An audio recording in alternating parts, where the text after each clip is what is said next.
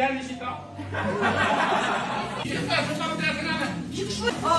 Пойдем сикаем Спокойно, завтра раз не дает была.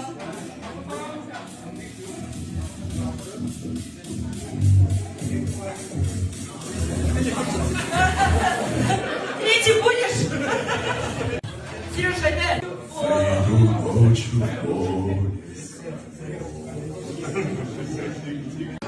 Мы с конем